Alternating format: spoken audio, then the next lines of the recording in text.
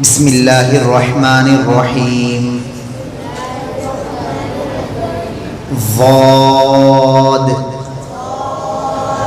ज़बान की करवट जो साइड का हिस्सा रहता उसको ऊपर की दाढ़ों की जड़ में लगाना, ऊपर साइड में जो दाढ़ रहते उसकी जड़ में लगाना।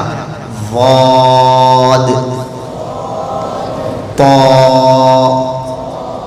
ज़बान की नोक ऊपर के सामने वाले दो बड़े दांतों की जड़ पे लगाने से निकलता है। पौ पौ। वा, सामने के दो बड़े दांतों के किनारे पे ज़बान की नोक लगाना। वा। आइन, गले के बीच वाले हिस्से से। आइन आइन। गईन गईन, गले का ऊपरी वाला हिस्सा है गईन। हम जो मखारिज याद कर रहे थे वो मखारिज यहाँ पर हुए। अब आगे हम सबक की तख्ती पढ़ेंगे। कल हम पढ़े थे ज़बर ज़ेर पेश को हरकात कहते हैं। ज़बर ज़ेर पेश को हरकात कहते हैं। ज़बर ज़ेर पेश को जल्दी पढ़ना है।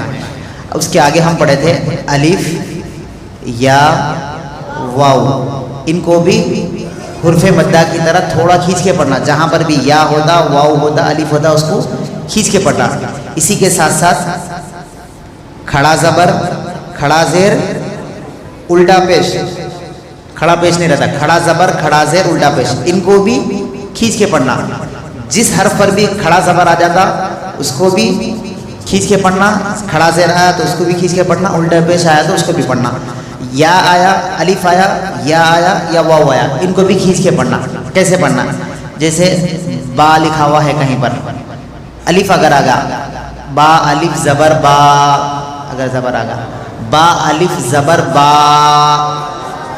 ता अलिफ ज़बर ता, थोड़ा खींच के पढ़ना उसको।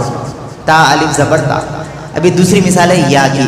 अगर या यहाँ पर कहीं लिखा हुआ है, उसके सामने अगर ता आ गया, अगर उसके नीचे ज़ेर आ गया या ज़बर आ गया या पेश कुछ भी आ गया, जैसे ज़ेर आ गया, समझिए ता या ज़ेर ती, सा या ज़ेर ती, जीम या ज़ेर जी, ऐसे पूरा याद रख लेना। नेक्स्ट मिसाल है ये वाव की। वाव से पहले कोई एक हर्फ, कोई भी हर्फ बोल लीजिए आप। दाल आ गया, समझिए दाल आ, दाल के ऊपर क्या आना? पेश अगर आ गया, दाल वाव पेश दू, जाल वाव पेश जू, थोड़ा खींच के पढ़ना उसको। जू। अब ये खड़ा ज़बर, खड़ा ज़ेर, उल्टा पेश, कोई एक हर्फ बोलिए आप आपके हिसाब से। जीम। जीम के ऊपर अगर खड़ा ज़बर आ गया, जीम खड़ा ज़बर जा, हा खड़ा ज़बर हा, खा खड़ा ज़बर खा, खींच के पढ़ना इसको भी। अब खड़ा ज़ेर की मिसाल, शीन।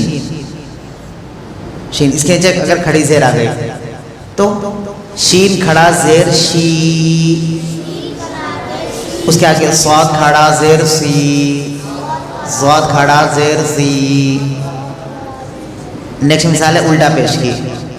वाव, वाव के ऊपर अगर उल्टा पेश है, वाव उल्टा पेश वू, या उल्टा पेश यू। इसका मतलब ये है कि अलिफ या वाव, खड़ा ज़बर, खड़ा ज़ेर, उल्टा पेश, जहाँ पर भी ये चीज़ रहते हैं उसको खींच के पढ़ना है, उसको खींच के पढ़ना है। इतना समझ में आएगा ना? अच्छा, अगर किसी हर्फ के ऊपर, जैसे कोई भी दाल है समझिए, इसके ऊपर अगर ज़बर आ गया तो हरकत कहते हैं उसे, उसको क्या बोलते हैं? हरकत कहते हैं। कल हम पढ़े थे और एक जज़म पढ़े थे। जज़म ऐसा रहता, पढ़े थे ना, अगर सीन के ऊपर जज़म आ गया तो उसको क्या बोलते हैं? इसको क्या कहते हैं? साकिन कहते हैं। साकिन। जिस हर्फ पर भी जज़म आ जाता है उसको क्या कहते हैं? साकिन। जिस हर्फ पर भी जज़म हो उसको साकिन। अगर बा पर जज़म आ गया तो उसको बा साकिन, जीम पर जज़म आ गया तो उसको जीम साकिन, वाव पर जज़म आ गया तो वाव साकिन, या पर जज़म आ गया तो नून पर जज़म आ गया तो नून साकिन। जिस हर्फ पर भी जज़म आ जाता है उसको क्या कहते हैं? साकिन। जिस हर्फ के ऊपर भी ज़बर ज़ेर पेश अगर कुछ भी आ गया तो उसको क्या कहते हैं? हरकत कहते हैं। इतना आसान समझ में आ गया ना? अच्छा, हम पढ़े थे